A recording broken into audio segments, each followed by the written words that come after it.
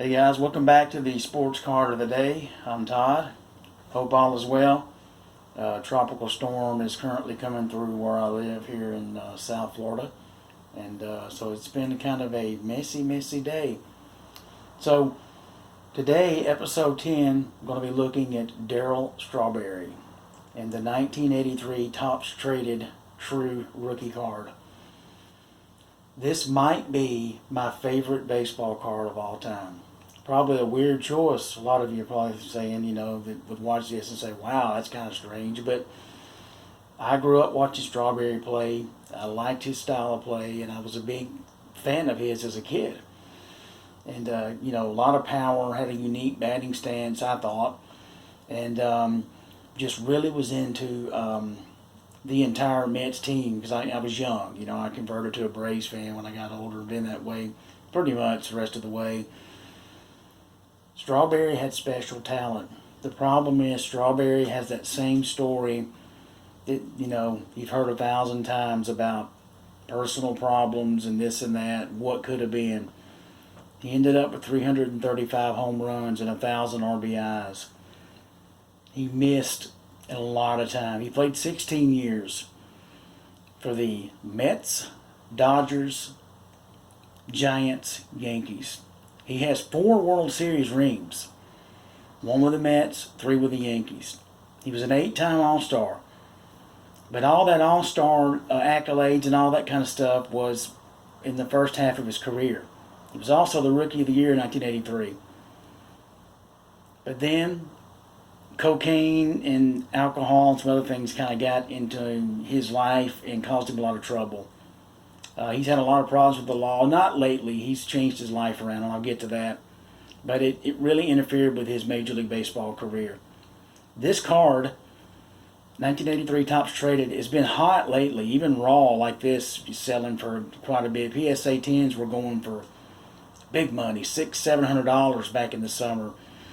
But this card, when I was growing up, I remember because Beckett, I think it got up close to $200 in its peak. So it was a very valuable card back in the, quote, junk wax era. But Strawberry, the talent was just immeasurable. I mean, he once hit a home run in the minor leagues, 522 feet. Now, the longest home run hit this season was by Ronald Acuna, 495 feet. Against, a matter of fact, off of Garrett Cole, believe it or not. Supposed to be the best pitcher in baseball, one of them. Acuna crushed it out. Strawberry hit one, 27 feet further than that. So 522 feet home run.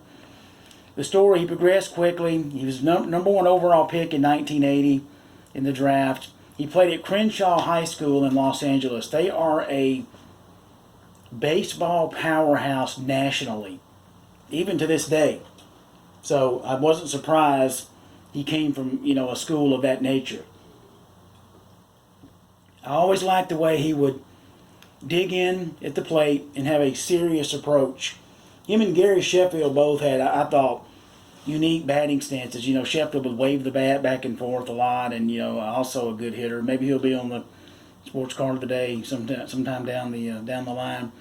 But Strawberry, you take the first 6 years of his career, and there was nobody better in the game.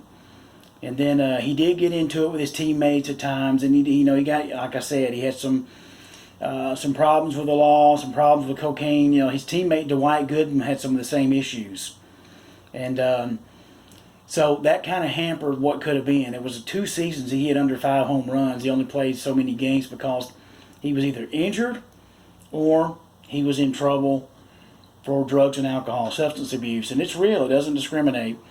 So. But you take from 83 to about 89, Strawberry was the man.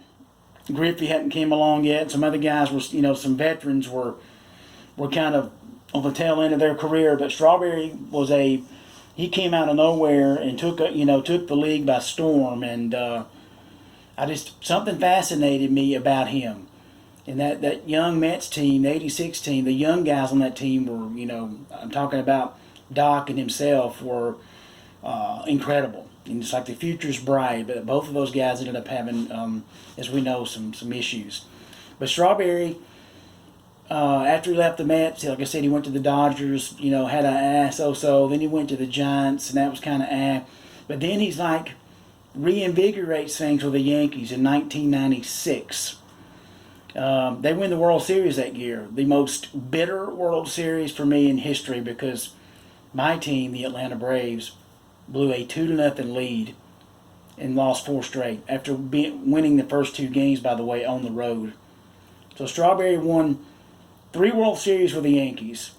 But from 95 to 99, he got in a lot of trouble. Soliciting a prostitute that was a cop, more drug possession. He punched a teammate over some stuff. It was just one thing after the other. Labeled him as a hothead.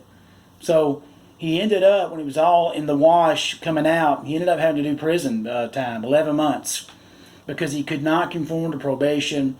He would not do what he kept getting slaps on the hand because of who he was for major stuff, possession of cocaine, hit and run with bodily injuries, things like that you and I would, be in severe trouble. He was getting house arrest or, a year of probation, things like that. But Strawberry decided he'd had enough. He straightened his life up. Today, he has the Darryl Strawberry Foundation. He's with his 3rd wife. He says he's a man of faith, a born-again Christian. I don't do politics or religion on my channel. I don't stir that hornet's nest up. But that's what Darryl Strawberry says. He has, been on the 700 Club and things like that. So, he's got 4 kids. 2 of his boys. One was drafted in the NBA. I don't know if he played or not. And then another one went to Mercer College and was a baseball player there. But neither one of them were nothing like their dad. So, the 1983 Topps set as a whole is my favorite set of all time. It features my all-time hero in baseball in that set, and that's Tony Gwynn. The box setting behind this Strawberry card I use kind of a prop. That's a 1983 Topps traded set. That's the entire set. And I bought it last summer for $5 before all this stuff, the craze and all the madness we know now. This card raw right now, I've seen it go as high, back in the summer, it's $65, $75 raw. And, it was a $10 card last year. Like I said, PSA 10s and even 9s, you're looking at quite a bit of money. So, bounced around, covered a lot. I still, have a lot of respect for Strawberry, what could have been, but he still had a pretty good career, all considered. So, 1983 Topps traded. There's also a Tom Seaver card in that set as well that I've taken out and kind of put away because Mr. Seaver passed away. Rest in peace. So, the sports card of the day, episode 10, Darryl Strawberry, the 1983 Topps traded. As I said, might be my favorite card of all time. If you haven't subscribed, please do. I'm building a channel. Every subscriber helps. And I haven't said this, but I'm going to say it. Anyone that subscribes to me is gaining a subscriber that I haven't already subscribed to, because I'm going to turn around and do the favor, considering you have a channel. That's just the way I see it. I think it's just, I think that's fair. So, that's about all I have. And he was the feature of the day. And, 1983 Topps traded, Darryl Strawberry. So, please subscribe, comment, and I appreciate everyone that is supporting the channel right now. It's awesome. It's growing slowly but surely. That's the way I have to look at it.